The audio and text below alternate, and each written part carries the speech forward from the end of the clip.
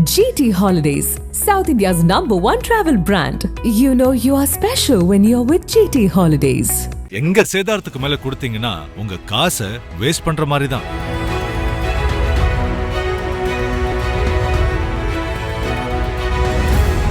ஒரு குரூப் பண்றதுக்கு ஒரு பேக்கேஜ், ஒருத்தர் இன்னொருத்தரோட உல்லாசமா இருக்கிறத பார்த்து ரசிக்கிறது, இந்த மாதிரி ஒரு பார்ட்டிகள், ஒன் டே பேக்கேஜ் அப்படின்ற மாதிரி. ஒரு பொண்ணு வருவா, பையன் விருப்பப்படுறான், அவங்க 2 பேர் இருப்பாங்க, அவங்க யாருன்னே தெரியாது. அடுத்த நாள் அவங்க பாட்டுக்கு நீங்க உங்க வேலையை பார்த்து போகணும், நான் வேலையை பார்த்து. வயசானவங்க கொஞ்சம் இருப்பாங்க, அவங்களுக்கு வந்து இளம் வயதுல இருக்கிற ஆண் மனைவியை மாத்திக்கலாம் அப்படின்ற கலாச்சாரமும் நடந்திருக்கு. அவங்கவுங்க ஜோடியா கார்ல வருவாங்க, கீ வந்து ஒரு பாக்ஸ்ல போட்டுருவாங்க. பாக்ஸ்ல நீங்க கை விட்டு எடுத்துங்க அப்படின்னா அந்த கார்ல உரிமையாளர்கள் அந்த உங்க ஒய்ஃப் வந்து உட்கார வச்சுப்பாங்க. அவங்கள வந்து அவங்க நம்மளால நினைச்சு கூட பார்க்க முடியாது எல்லா வகையான போதை, அதாவது கிட்டத்தட்ட ஒரு 200 வகை போதை பொருள் வந்து இருக்கு. இப்போ இருக்கிற பிரசன்ட் எம்எல்ஏ ஒருத்தர் அந்த ரெசார்ட்ல பார்ட்டி நடக்குது, அங்கிருந்து போட்டோஸ் எல்லாமே வந்து நக்கீரன் அலுவலகத்துக்கு தகவல் கொடுக்குறாங்க ரகசியமா. அங்க தகவல் கொடுத்த உடனே சம்பந்தப்பட்டவங்க எஸ்கேப் ஆயிடுறாங்க, உயர் ரக போதை எடுத்துறான். இந்த எம்டிஎம்ஏவா மெத்தப்பட்டவனா ஏதோ ஒன்று எடுத்துறான். எடுத்த உடம்பெல்லாம் ப்ளூ ஆயிடுது, அவனால முடியாம வந்து அங்கேயே அவனுக்கு நெஞ்சு வலி வந்து. நக்கீரன் நேயர்களுக்கு வணக்கம். தமிழ்நாட்டில் இருக்கக்கூடிய ரிசார்ட்களில் தினம்தோறும் குற்றங்கள் பெருகிக்கிட்டே வரதை நம்ம தினந்தோறும் செய்தியில் பார்த்துட்டு இருக்கோம். அந்த மாதிரி ஒரு நிகழ்வாக தான் கன்னியாகுமரியில் இருக்கக்கூடிய ரிசார்ட்டில் ஒரு குற்றம் நடந்திருக்கு. அங்கே என்ன நடந்தது, எத்தனை பேர் கைது பண்ணியிருக்காங்க, அதுக்கு பின்னாடி யார் இருக்காங்க அப்படின்றத பற்றி பேசுறதுக்கும் இந்த வீடியோவில் இணைஞ்சிருக்காரு நக்கீரனின் சீனியர் நிருபர் திரு அரவிந்த் அவர்கள். வணக்கம். வணக்கம். அழகு. ரிசார்ட் கலாச்சாரம் தமிழ்நாட்டில் எல்லா பக்கமுமே வந்து குற்றங்கள் அதிகரிக்கிறதுக்கு மிக முக்கிய காரணமாக அமைஞ்சிருக்கு. அது போதையில் ஆரம்பித்து மனைவிகள் எல்லாம் மாற்றப்பட்டிருக்காங்க, அந்த அளவுக்கு குற்றங்கள் வந்து அதிகமாக நடந்திருக்குன்ற மாதிரியும் செய்திகளை சொல்கிறாங்க. என்ன நடந்தது, அதுக்கு பின்னாடி யாரெல்லாம் இருக்காங்கன்னு பார்க்குறீங்க? அதாவது போன 9ஆம் தேதி சொல்லப்போனால் செவ்வாய்க்கிழமை வந்து பார்ட்டி ஆரம்பிச்சிருக்காங்க. புதன்கிழமை வந்து ஒரு ஸ்பெஷல் ஆப்ரேஷன் வந்து கன்னியாகுமரி போலீஸ், அதாவது நாகர்கோவில் போலீஸ் வந்து பண்ணுறாங்க. அது பார்த்திங்கன்னா கன்னியாகுமரி மாவட்டத்தோட எஸ்பி ஸ்டாலின் சொல்லிட்டு இப்போ சமீபத்தில் தான் அங்கே இடமாற்றம் செஞ்சாங்க. கன்னியாகுமரியில் ஏற்கனவே நிறைய குற்றங்கள்லாம் நடந்திருக்கு. ஸோ அது வந்து எப்பயுமே ஒரு மேல் அதிகாரிக்கு அவ்வளோ ஈஸியாக தகவல் போகாது. அது ஒரு எஸ்பிக்கு வந்து தகவல் கொடுக்க வேண்டிய ஒரு போலீஸ் ஸ்டேஷனில் ஒரு ஐஎஸ் மாதிரி வச்சுருப்பாங்க, உளவுத்துறை அதிகாரின்னு சொல்லிட்டு. அது சிட்டியில் கொஞ்சம் நல்லா ஆக்டிவாக இருப்பாங்க, கிராமப்புறங்களில் எப்பயுமே கொஞ்சம் கோட்டை வர்றது உண்டு, மெத்தனமாகவும் இருப்பாங்க. அதுலேயும் வந்து விஷயங்கள் தெரிஞ்சு இந்த நேரத்தில் குற்றங்கள் நடக்குதுன்னு தெரிஞ்சும் அது வந்து அதை கண்டுக்காமல் அவங்கக்கிட்ட கையை விட்டு மாதிரி வாங்கிட்டு தகவல் சொல்ல மாட்டாங்க. இதனால் என்ன நடக்குன்னு பார்த்திங்கன்னா சட்டம் ஒழுங்கு பிரச்சனைகளிலிருந்து இது வந்து நாட்டை ஆள்ற, அதாவது இப்போ ஆட்சியில் இருக்கிற ஆட்சியாளர்கள் வரைக்கும் பிரச்சனை வந்து போகும். அதுபோல் தான் இதனால் என்ன பண்ணுவாங்கன்னா மேல் அதிகாரி வந்து அவங்களுக்குன்னு ஒரு ஸ்பெஷல் டீம் ஃபார்ம் பண்ணி வச்சுருப்பாங்க. அதில் தான் இந்த ஒரு ரகசிய தகவல் வந்து எஸ்பிக்கு போன முன்னாடி அந்த ரகசிய தகவலின் அடிப்படையில் வந்து ஒரு ரைடு போகிறாங்க. இந்த விஷயம் இப்போ கன்னியாகுமரியில் நடந்த விஷயத்துக்கு முன்னாடி நான் இப்போ நீங்கள் கேட்டிங்களே அந்த மனைவிகளை மாற்றிக்கிறாங்க அப்படின்ற ஒரு கலாச்சாரம், இது வந்து நாகர்கோவில் வரைக்கும் போயிடுச்சா? நாகர்கோவில் வந்து ஒரு கிராமப்புறங்கள் சூழ்ந்த ஒரு என்ன சொல்கிறது, ஒரு நெய்தல் பகுதி, ரொம்ப மீன் பிடிப்பு, அதுபோல் ஒரு இன்னசென்டான ஒரு பீப்புள், நல்ல கிராமத்து மக்கள், ஒரு விவசாய மக்கள், அந்த மாதிரி தான் அதிகமாக இருப்பாங்க. பெரிய கம்பெனிகளோ கன்ஸ்ட்ரக்ஷனோ அந்த மாதிரி ஐடியோ அதெல்லாம் கிடையாது. ஸோ அந்த இடத்துல இது நடந்திருக்கு அப்படின்றத ஒரு வியப்பாக இருக்குது. இந்த விஷயம் வந்து இந்த மனைவிகளை மாற்றிக்கிற கலாச்சாரம், இது வந்து ஒரு மேல்தட்டு சமுதாயத்தில் வந்து அது கொஞ்சம் அப்பர் கிளாஸ்ன்னு சொல்லுவாங்கள்ல, அந்த மாதிரி இருக்கிறவங்க வந்து நடக்கும்னு நம்ம இது பண்ணியிருக்கோம். சமீபத்தில் வந்து நக்கீரனில் ஒரு செய்தி வந்து வெளியிட்டோம். அதாவது ஒரு ஈசிஆரில் ஒரு ரெசார்ட்டில் அவங்கவுங்க ஜோடியாக காரில் வருவாங்க, வந்துட்டு அவங்கவுங்க கீ வந்து அந்த காரில் போட்டுருவாங்க, ஒரு பாக்ஸில் போட்டுருவாங்க. அதில் வந்து நீ பாக்ஸில் நீங்கள் கையை விட்டு எடுத்துங்க அப்படின்னா அது அந்த காரில் உரிமையாளரில் அந்த அவங்க ஒய்ஃப் வந்து உட்கார வச்சுப்பாங்க, அவங்கள வந்து அவங்க கூட்டிகிட்டு போவாங்க அப்படின்ற மாதிரி ஒரு செய்தி வந்து போட்டிருந்தோம். அது வந்து ஒரு பெரிய பரபரப்பை ஏற்படுச்சு. இது அங்கங்கே இப்போ பாம்பேயில் இந்த மாதிரி பெங்களூரில் இதெல்லாம் நிறைய நடந்திருக்கு இந்த ராபார்ட்டி, அதை பற்றிலாம் நிறைய தகவல்கள் வந்திருக்கு. ஆனால் இப்போ இது இந்த மாதிரி ஒரு சின்ன கிராமங்கள் வரைக்கும் போகுதுன்றதான் கொஞ்சம் வேதனையான ஒரு விஷயமா சொல்லலாம். அது எப்படி அந்த செயின் எப்படி அந்த கிராமம் வரைக்கும் போகுது? இதுக்கு பின்னாடி வந்து யாரோ ஒருத்தர் இருக்காங்களா, இல்லை அந்தந்த பகுதிகளில் நிறைய பேர் இயக்குறாங்க? ஒரு பெரிய நெட்வொர்க். இப்போது இந்த நாகர்கோவில் ஆப்ரேஷன் வந்து பார்த்திங்கன்னா அந்த மாவட்ட எஸ்பி ஸ்டாலின் வந்து ஸ்பெஷல் ஆப்ரேஷன் வந்து ரொம்ப, அதாவது இப்போது இருக்கிற தமிழக முதல்வர் வந்து இந்த போதைக்கு எதிரான கலாச்சாரத்தை வந்து ஒழிச்சாகணும்னு சொல்லிட்டு அதுக்கான நடவடிக்கைகள் நிறைய மேற்கொண்டு வருது. அதே போல் தமிழ்நாடு போலீஸ் வந்து அதுக்கான இது நிறையா இது பண்ணுறாங்க. அதை பற்றி நம்ம அப்புறம் பார்ப்போம். இப்போ இது பார்த்திங்கன்னா இவர் இந்த கன்னியாகுமரி மாவட்ட எஸ்பி ஸ்டாலின் எடுத்த இந்த நடவடிக்கை வந்து ஒரு செவ்வாய்க்கிழமை, போன செவ்வாய்க்கிழமை வந்து ஒரு 11:45 நெருக்கத்தில் வந்து இந்த ரெசார்ட், அதாவது கன்னியாகுமரியிலேருந்து ஒரு 17 கிலோமீட்டர், நாகர்கோவிலேருந்து ஒரு 15 கிலோமீட்டர் இருக்கும், அஞ்சூர்னு ஒரு கிராமம். அஞ்சூர் கிராமத்துக்கு உட்பட்ட ஒரு போலீஸ் ஸ்டேஷனும் ஒன்று இருக்குது. ஆனால் அதே பகுதியில் இருக்க ஒரு சின்ன கிராமம், இது வந்து மருங்கூர்னு சொல்லுவாங்க. ஆமாம், இந்தியன் ஹெரிட்டேஜ்னு ஒரு ரெசார்ட். அங்கே போனாக்க டிஜே சவுண்டு வெளியே கேட்குது, உள்ள நிறைய பேர் இருக்க மாதிரி ஒரு இது இருக்குது. போனால் அது வந்து எப்படி சொல்கிறது, அந்த ரெசார்ட்டில் போனால் நீச்சல் குளத்தில் ஒரு கும்மாலம் அடிக்கிறாங்க, இந்த சைடு ஒரு அது பண்ணுறாங்க, அதாவது இந்த உக்கா போட்டு அடிப்பாங்க, இந்த கஞ்சா உயர் ரக கஞ்சாக்கள்லாம் பயன்படுத்துகிற மாதிரி இது. அதுக்கப்புறம் ஒரு சில பார்ட்டி எல்லாமே நடக்குது. அப்போது அந்த ரெசார்ட் இருந்த எல்லாரையும் வந்து பிடிக்கிறாங்க, நைட்டே வந்து பிடிச்சிடுறாங்க. ஏன்னா தனிப்படி இது வந்து லோக்கல் போலீஸ்க்கே தெரியாதாலும் வந்தாங்க. அப்புறம் தான் லோக்கல் போலீஸ் வராங்க, ஏன்னா இவங்களுக்கு ஸ்பெஷல் டீம் இது வந்தது. இங்கே இப்படி வந்து பண்ணுறப்போ விசாரிக்கிறப்போ குலசேகரத்தை சேர்ந்த கோகுல் கிருஷ்ணன் அப்படின்ட்டு ஒருத்தரை கைது பண்ணுறாங்க. ஃபஸ்ட்டு அவர் பிடிச்சி விசாரிக்கிறாங்க. அவர் தான் வந்து நிகழ்ச்சி ஏற்பாட்டாளர். அவங்க மனைவி வந்து சௌமின்ற சௌந்தர்யா, அவங்களும் இந்த போதை பார்ட்டியில் முக்கியமான ஆள் அப்படின்னு சொல்லிட்டு அவங்கள இது பண்ணுறாங்க. அதே போல் தம்பி கோவிந்த கிருஷ்ணன் சொல்லிட்டு ஒருத்தர் அரெஸ்ட் பண்ணுறாங்க. அதே போல் கோயம்புத்தூரை சேர்ந்த ஜெயராமன், அதே போல் பெங்களூரை சேர்ந்த சையது பர்ஷான், அவனோட கூட்டாளி ஒருத்தன் வாலான்ஸ் பால் அப்படின்ற ஒருத்தன், கேரளா அலப்பியை சேர்ந்த மிதுன் ஒருத்தர். இவங்க ஏன் இந்த பேர் வந்து பர்டிகுலராக சொல்கிறேன் அப்படின்னா, ஏன்னா இப்போ கைது செஞ்சு 8 பேர் வந்து கைது செய்து விசாரிக்கிறாங்க. அங்கே வந்து 50 பேர்கிட்ட இருந்திருக்காங்க அந்த ஸ்பாட்டில். அப்போ இவங்களை மட்டும் ஏன் கைது செய்யலாம், இவங்க வேறு ஊர், இவங்களுக்குள்ள ஒரு நெட்வொர்க் இருக்குது. அதுக்காக தான் இந்த இது சொல்லுவேன். இவங்க நெட்வொர்க்கு ஒருத்தர் கேரளாவில் இருக்கார், ஒருத்தர் பெங்களூர் டீமு, பெங்களூர்லேருந்து இங்கே வந்து பார்ட்டி பண்ண அவசியம் கிடையாது. போலீஸ் தரப்பில் வந்து இந்த ஒரு ரிசார்ட்டை இவங்க தான் நடத்துகிறாங்களா இல்லை நிகழ்ச்சி? இல்லை, இந்த ரெசார்ட் நடத்திருக்கவங்கள அரெஸ்ட் பண்ணுறாங்க. அவர் பேர் வந்து ராஜின்னு சொல்லிட்டு, சென்னை, அவர் 64 வயசு, அவரையும் அரெஸ்ட் பண்ணியிருக்காங்க இந்த வழக்கில். ஏன்னா இது நடந்து ஒரு 4 நாள் கிட்ட ஆகுது இல்லையா, அதனால் இந்த இது பண்ணி அவரையும் விசாரணைக்கு அழைச்சி அவரையும் அரெஸ்ட் பண்ணியிருக்காங்க. இந்த மாதிரி இல்லீகலாக நடக்குது. அந்த ஊர் பொதுமக்கள், அந்த சைடில் இருக்கிறவங்க எல்லாமே வந்து இந்த ரெசார்ட்டு வந்து ரொம்ப கும்மாலம், இது வந்து லோக்கல் போலீஸ்க்கு காசு கொடுத்துட்டு இவங்க வேலை பார்க்குறது. இப்போ என்ன ஆகுனா, இங்கே நடக்கிற தவறு வந்து ஆட்சியாளர்கள் மேலேயும் மேல் அதிகாரிகள் மேலேயும் தான் வரும். என்ன தான் மேல் அதிகாரி இருந்தாலும் இந்த கிரவுண்ட் ஒர்க் பண்ணுற அந்த ஃபீல்டு ஒர்க் இருக்காங்களே, அந்த ஃபீல்டு ஒர்க்கில் இருக்கிறவங்க சரியில்லைன்னு, அதான் ஒரு பில்டிங் வந்து ஸ்ட்ராங்காக இருக்குன்னா அது பேஸ்மெண்ட் ரொம்ப ஸ்ட்ராங்காக போட்டால் தான் பில்டிங் ஸ்ட்ராங்காக நிற்கும். அப்போ நீங்கள் சொல்கிறத பார்த்தா உங்கள் போலீஸ்க்கே காசு கொடுத்து தப்பு பண்ணுறாங்க அப்படின்னா எத்தனை ஆண்டுகள் தப்பு நடந்துட்டு இருக்கு?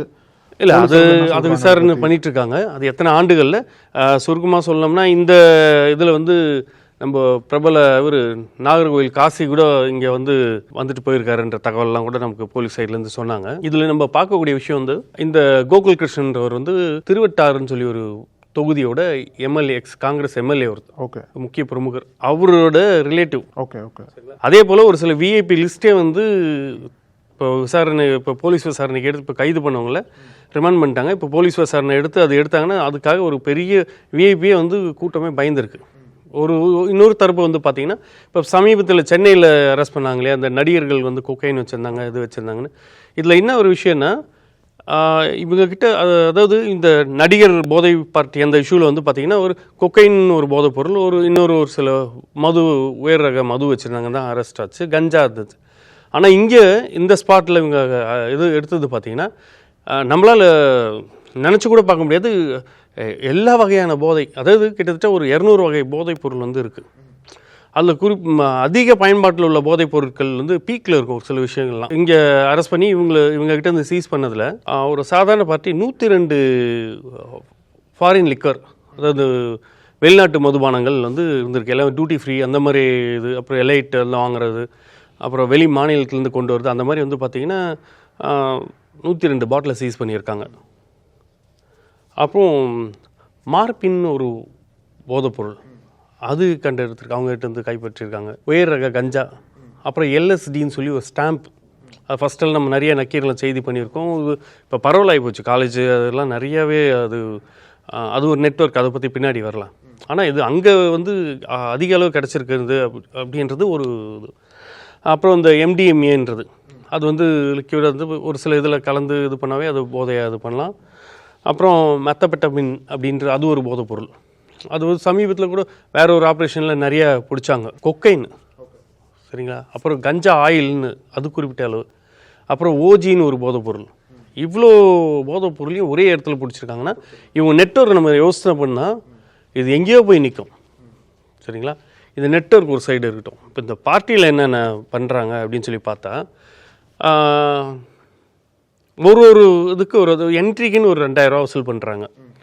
ஒரு என்ட்ரிக்குன்னு ஒரு ஆளுக்குன்னு சொல்லிட்டு அங்கே உள்ளே வந்து நீங்கள் எவ்வளோ வேணால் லிக்கர் எடுத்துக்கலாம், ஃபுட் எடுத்துக்கலாம் அப்படின்ற மாதிரி சொல்லுவாங்க. இந்த பார்ட்டியில் எப்படி பண்ணாங்கன்னு தெரியல.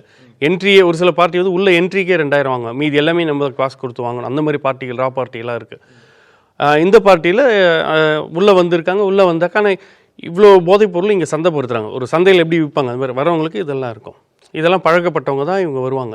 இதுக்கு தனி நெட்வொர்க், தனி இதை மீறி உச்சத்துக்கு போகிறது தான் இப்போ நான் சொல்கிற விஷயங்கள். இந்த பார்ட்டி நடத்துகிற கோகுல் கிருஷ்ணன், அதுக்கு அவங்க மனைவி சௌமின்ற சௌந்தர்யா, இவங்க பார்த்தீங்கன்னாக்க நல்லா ஆர்கனைஸ் பண்ணுறாங்க. இந்த ஆர்கனைஸ் பண்ணுறப்போ இவங்களுக்கு ஒரு குழந்தை இருக்குது 8 வயசில். அந்த குழந்தைய வெளியூரில் ஹாஸ்டலில் வச்சு தங்க வச்சு படிக்க வைக்கிறாங்க. ஏன்னா இவங்க பிஸ்னஸ் வந்து இதுவாகக்கூடாது அப்படின்ட்டு. இங்கே கேட்டால் பேருக்கு நாங்கள் ஈவென்ட் மேனேஜ்மெண்ட் பண்ணுறோம் அப்படின்ற போர்வையில் இந்த மாதிரி இது வந்து சமூக வலைத்தளத்தில் வந்து இவங்க ஆளை பிடிக்கிறது. ஸோ அப்போது அதில் என்னென்னா அது ஒரு பிளாக் மார்க்கெட் மாதிரி. இப்போ எப்படி டார்க் வெப் இருக்கோ அந்த மாதிரி அதோட பயன்பாடுகளும் வருது இதில். அந்த அளவுக்கு வந்து இதோட நெட்வொர்க் பறந்து விரிஞ்சிருக்கு. இப்போ நீங்கள் சொன்னது போலவே வந்து பலவிதமான போதைப் பொருட்களை சீஸ் பண்ணியிருக்காங்க. அதையும் தாண்டி அந்த மனைவியை மாற்றிக்கலாம் அப்படின்ற கலாச்சாரமும் நடந்திருக்குங்க. ஸோ அதில் வந்து என்னென்ன மாதிரி தகவல்களை பகிர்ந்துருக்காங்க இது வரைக்கும் அந்த விசாரணையில்? நமக்கு சோர்ஸ் மூலிமா தான் தகவல் வரும். இவங்க பிடிச்சது விசாரணையில் விஷயங்கள் போயிருக்கு.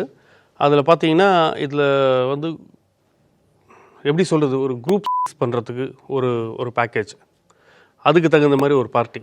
அடுத்து பார்த்தீங்கன்னா ஓல்டு ஒன் அப்படின்ற மாதிரி ஒரு இது இருக்குது. ஓல்டு ஒன் அப்படின்னா இந்த வயசானவங்க இந்த சினிமாவில் பார்ப்பீங்க இல்லையா, ஒருத்தர் இன்னொருத்தரோட உல்லாசமாக இருக்கிறத பார்த்து ரசிக்கிறது, இந்த மாதிரி ஒரு பார்ட்டிகள். 1 டே பேக்கேஜ் அப்படின்ற மாதிரி.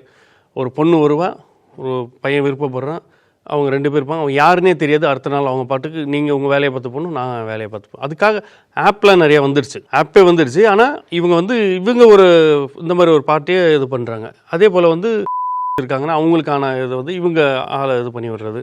அங்கே வந்து அவங்க ஜாலி பண்ணுறது, அந்த டிஜே போட்டு பாட்டுக்கு எல்லாம் ஒரு சொசைட்டியாக இருக்கிற மாதிரி அந்த இடத்துல. அதாவது முற்றிலும் துறந்த முனிவர் சொல்லுவாங்க, அந்த மாதிரி வந்து இங்கே நடத்திருக்கு. இதுலேயும் வந்து பார்த்திங்கன்னா அடுத்து இந்த கொஞ்சம் ஆன்டி அந்த மாதிரி வயசானவங்க கொஞ்சம் இருப்பாங்களா, அவங்களுக்கு வந்து இளம் வயதில் இருக்கிற ஆண் ஒரு பையன், அந்த மாதிரி ஆண் விபச்சாரம், இந்த மாதிரி விஷயங்கள். அடுத்து பார்த்திங்கன்னா இதில் டாப் மோஸ்ட் வர்றது தான் இந்த மனைவிகளை மாற்றிக்கிறது. இந்த தகவல் வந்து வெளிவந்திருக்கு. இப்போதைக்கு வந்து இந்த தகவல் வந்திருக்கு. இதெல்லாம் கலாச்சாரம் எங்கே போகுதுன்ற ஒரு மோசமான ஒரு எடுத்துக்காட்டுன்னு சொல்லலாம். முக்கியமாக இந்த போதைப் பொருளை வந்து இது பண்ணுறது, விற்பனைக்கு ஒரு சந்தை, அடுத்து விபச்சார சந்தை தான் இது ஒரு நெட்வொர்க். அதாவது எவ்வளோ இதில் வந்து நம்ம ஒரு துளி தான், இது ஒரு புள்ளி மாதிரி தான். இது மாதிரி நிறைய நெட்வொர்க் வந்து செயல்படுது. அதை வந்து போலீஸும் கண்காணிச்சுட்டு அதை ஃபாலோ பண்ணிட்டு தான் இருக்காங்க. நீங்கள் போலீஸ் கண்காணிக்கிறது ஒரு பக்கம் இருந்தாலும் அது கம்ப்ளைண்ட் பண்ணி தான் போலீஸ் போகிறாங்கன்ற ஒரு குற்றச்சாட்டு இருக்குல்ல. இப்போ சென்னையில் ECRல பார்த்தோம், இப்போ கன்னியாகுமரியில் பார்த்துருக்கோம். இப்போ போலீஸ் தரப்புலேருந்து அந்த சட்டம் எப்படி சொல்கிறாங்க? அவங்களுக்கு ரெகுலராக இன்ஸ்பெக்ட் பண்ண சொல்லி அவங்களுக்கு அந்த வாய்ப்பு இருக்கா, இல்லை கம்ப்ளைண்ட் பண்ணால் தான் போகணுன்ற மாதிரி சொல்கிறாங்களா? அப்படியெல்லாம் கிடையாது. இது வந்து போதைப் பொருள் தடுப்புக்குன்னு வந்து தனி யூனிட்டே இருக்குது. அதே போல் ஒரு மாவட்ட எஸ்பி கண்ட்ரோலில் இருக்க ஒரு கமிஷனர் கண்ட்ரோல்லையும் வந்து தனியாகவே இது ஸ்பெஷல் டீமே இருக்குது. நார்கோட்டிக் இன்டெலிஜென்ஸ் பீரோன்னு தனி இங்கே இருக்குது. அதே போல் மத்திய போதைப்பொருள் தடுப்பு பிரிவுன்னு தனியாக அவங்க ஒரு ஆப்ரேஷன்ஸ் அவங்க நிறையா வச்சுருக்காங்க. இது மாதிரிலாம் நிறையா இருக்குது. இதில் தான் சொல்கிறேன், இந்த கீழே இருக்கணும் செய்கிற தப்பு தான் வந்து மேலே இருக்கிற அதிகாரிகள் வரைக்கும் இது பண்ணுது. எதுவும் இல்லை. இப்போ வந்து ECRல ஒரு ரெசார்ட்டு ஒரு 2 வருஷத்துக்கு முன்னாடி நம்ம நக்கீரனுக்கு ஒரு தகவல் வருது. அதில் பார்த்தீங்கன்னா இந்த மாதிரி போதை பார்ட்டி நடக்குது. இந்த மாதிரி வந்து தாம்பரம் கமிஷனரேட்டுக்கு அது உட்பட்ட பகுதி ECRல ஒரு இப்போ இருக்கிற ப்ரெசண்ட் MLA ஒருத்தர், அவரோட ரெசார்ட் அது. அந்த ரெசார்ட்டில் பார்ட்டி நடக்குது. அங்கேருந்து ஃபோட்டோஸு எல்லாமே வந்து நக்கீரன் அலுவலகத்துக்கு தகவல் கொடுக்குறாங்க ரகசியமாக.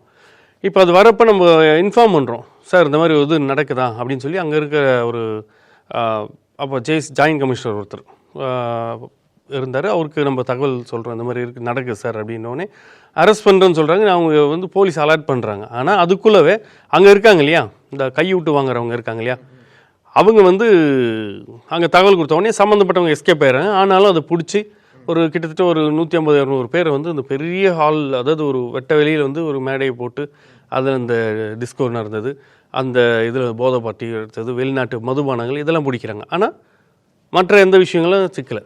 ஏன்னா இப்போ தகவல் போயிடுது. இப்போ இந்த இவங்களை வந்து கருப்பாடுன்னு கூட சொல்ல முடியாது, கையூட்டு ஆடுன்னு தான் சொல்லணும். இதே போல் இப்போ நம்ம நக்கீரனில் இன்னொரு செய்தி நம்ம பதிவு பண்ணியிருந்தோம் சமீபத்தில். அது பார்த்தீங்கன்னா ஒரு 2 ஐடி பொண்ணுங்க, அதாவது ஒரு பொண்ணு வந்து கேரளாவில் இருக்கிற ஐடியில் ஒர்க் பண்ணுறாங்க, இன்னொருத்தவங்க வந்து பார்த்திங்கன்னா சென்னை ஐடியில் ஒர்க் பண்ணுறாங்க. அவங்க வந்து விடியகால் ஒரு 7 மணி போல் இருக்கும். அவங்க ரொம்ப போதையில் ஒரே ரகலை அரைக்குறை ட்ரெஸ்ஸு சுத்தமாக சரியில்லை. அதில் ஒருத்தருக்கு இன்னொருத்தருக்கு அரைக்குறை ட்ரெஸ் தான். 2 பேரும் இது பண்ணிவிட்டு அவங்க இருக்கிற எல்லாரையும் இது பண்ணுறாங்க. இப்போ இவங்க எதுவும் போதையில் இருக்காங்க அப்படின்னு சொல்லி பப்ளிக் போலீஸ்க்கு இன்ஃபார்ம் பண்ணி போலீஸ் வந்து பிடிக்கிறாங்க. பிடிச்சி விசாரணை பண்ணுறாங்க. விசாரித்தா அவங்க வந்து அங்கே ஒரு பார்ட்டி நடந்திருக்கு, இதே கன்னியாகுமரியில் தான் பஸ் ஸ்டாண்டில் பிடிக்கிறாங்க. திருநெல்வேலி பஸ்ஸுக்கு வந்தவங்க அவங்க அந்த போதையில் என்ன பண்ணுறதுன்னு தெரியாமல், ஆனால் ஸ்மெல்லு மட்டும் வரல, ஏன்னா இது உயர் ரக போதை. இதே மாதிரி பார்ட்டியாக கூட இருந்திருக்கலாம், வேறு ரெசார்ட்டில் எதனா ஒன்று நடந்திருக்கலாம். அதே போல் இன்னொருத்தில் சீதாபால் ரெசார்ட்னு கூட ஒன்று இருக்குது, அங்கேயும் இந்த மாதிரி சர்ச்சையான பேர்கள்லாம் அடிபட்டிருக்கு அந்த ஏரியாவில். நமக்கு ஒரு சோர்ஸில் அந்த தகவல் தான் இதெல்லாம். ஆனால் இந்த விஷயம் இந்த 2 பெண்கள் வந்து இது பண்ணி பப்ளிக்காக வந்து செய்தித்தாளெல்லாம் கூட வந்துச்சு. அப்போ நம்ம நக்கீரன் கூட அந்த செய்தியை பதிவு பண்ணியிருக்கோம்.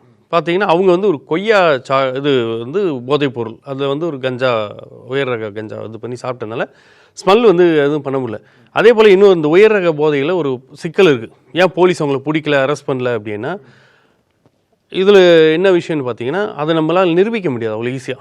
அதுக்கு தனி லேபு, அதுக்கான நிறைய ஃபார்மாலிட்டிஸ் இந்த மாதிரிலாம் இருக்குது. கடைசியில் போலீஸ் வந்து இது மேற்கொண்டு இது விசாரிச்சுக்கணும். ஆனால் விட்டா போதும்னு சொல்லிட்டு அவங்கள வந்து பஸ் ஏற்றி திருநெல்வேலிக்கு அனுப்பிச்சிடுறாங்க. இந்த சம்பவம் அங்கே நடந்துச்சு. இதில் என்னென்னா, அந்த குரூப்பை பிடிச்சி விசாரிச்சாங்கன்னா அடுத்தடுத்து நடக்காது. இப்போ இவங்களை பிடிச்சிருக்காங்களா, இவங்களை தீவிரமாக விசாரித்து இப்போ எப்படி இந்த நடிகை பிரச்சனையில் வந்து பார்ட்டியில் இது பண்ணாங்களோ அது போல் இவங்களையும் தீவிர விசாரணை பண்ணால், இந்த விசாரணை வளையத்துக்குள்ளே கொண்டு வந்தால் தான் இது பின்னணி யார் விஐபிகள், இல்லை பின்னணி யார் வந்து இதில் இருக்கிற ஸ்மக்லர் அப்படின்றதுலாம் தெரியும். அதுபோல் தான் இந்த பெண்களை ஃப்ரீயாக விட்டாங்க. இந்த சம்பவம் நடந்து இது கூட ஒரு மாதம் 2 மாதம் முன்னாடி நடந்த தகவல், 1 மாதம் இருக்கும் அவ்வளோதான். அதே கன்னியாகுமரியில் பஸ் ஸ்டாண்டில் ஒரு ஷிஃப்ட்டு காரில் வந்து வெள்ளை கலர் ஷிஃப்ட் காரில் விட்டு போகிறாங்க. அப்போ இது குரூப்பாக நடந்திருக்குன்னு அர்த்தம். அதை வந்து போலீஸ் வந்து ஸ்மெல் பண்ணி அதை ஃபாலோ பண்ணல. அதே போல் பார்த்திங்கன்னா இன்றைக்கி அதிகாலையில் ஒரு ஆக்சிடெண்ட், அதாவது மகாபலிபுரத்தில் ஒரு பார்ட்டி முடிச்சு விடிய காலில் 3 மணிக்கு வந்திருக்காங்க.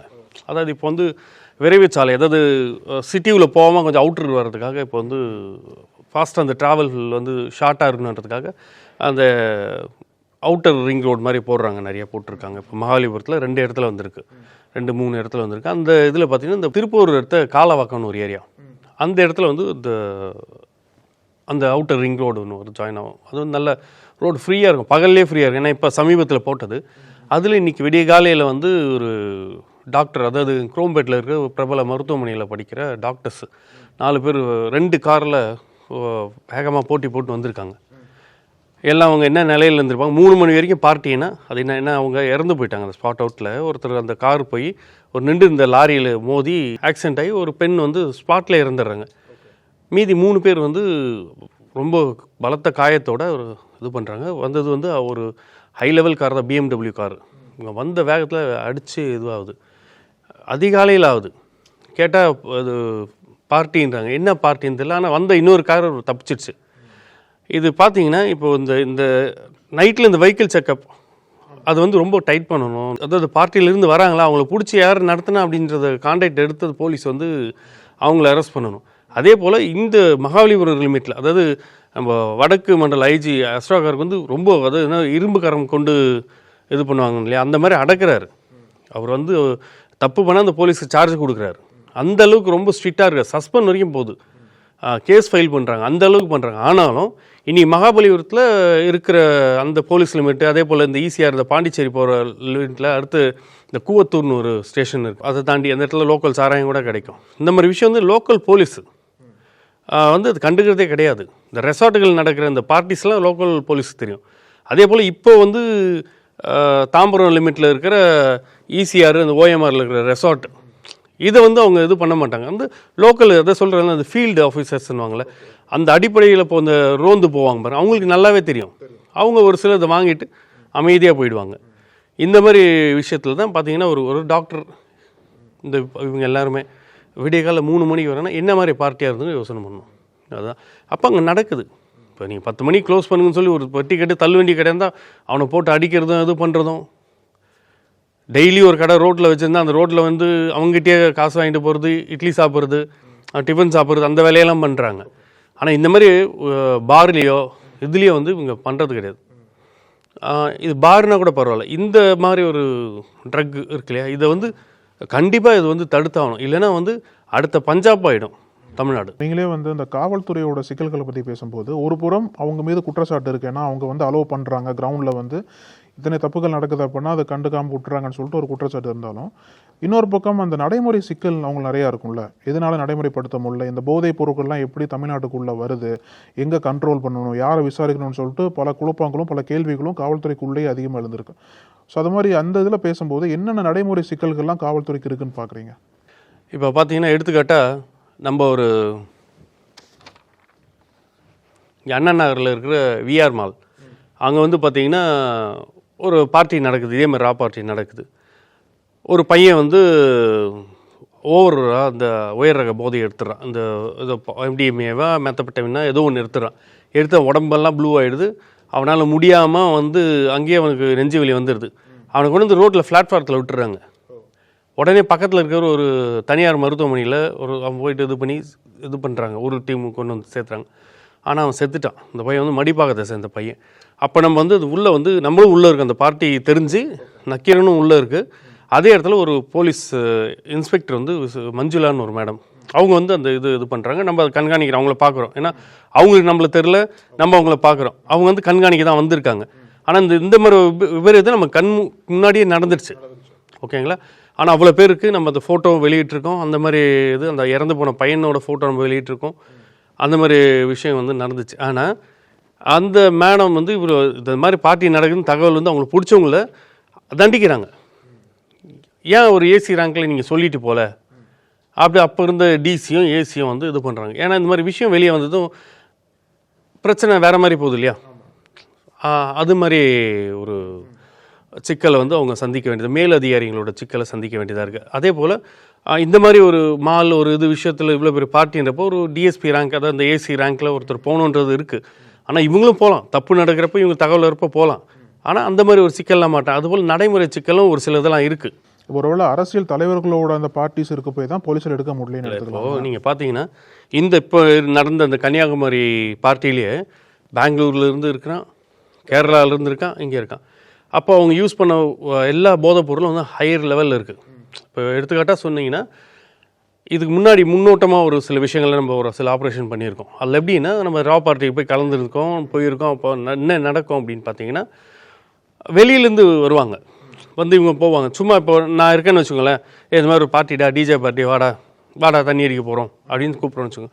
என் கூட இருக்கிற காலேஜ் மட்டும் என்ன பண்ணுவான், வா போகலாம் ஃப்ரெண்ட்ஸ், வாடா போகலாம். பணம் இருக்கிற பையன் எல்லாம் இப்போ தான் நல்லா காசு அப்பா அம்மா கிட்ட வந்து வாங்கிட்டு வராங்களே, எல்லாம் பெரிய எடுத்த பசங்க. இப்போ நீங்கள் ஒரு பெரிய காலேஜில் படிக்கிற பசங்க, இன்ஜினியரிங் ஸ்டூடெண்ட்ஸ், அந்த மாதிரி டாக்டர், அந்த மாதிரி வசதியான குடும்பம் தான் இருக்கும். அப்போ இந்த மாதிரி பார்ட்டிக்கு என்ட்ரி போட்டு உள்ளே போகலாம் போகிறாங்க. போன உடனே அவங்க கண்ணில் படுறது மாது ஃபஸ்ட்டு லிமிட்டு.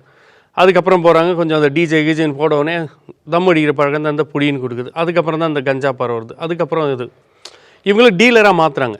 அடுத்து என்ன பண்ணுறாங்க, இவங்க இங்கேருந்து பெங்களூரு, எதுக்காக இந்த கேரளாவிலேருந்து வந்திருக்காங்க பார்த்தீங்கன்னா, கேரளா அந்த இடத்துல அதிகமாக நெட்வொர்க் அதிகமாக இருக்குது இந்த ஹை லெவல் ட்ரக்கு.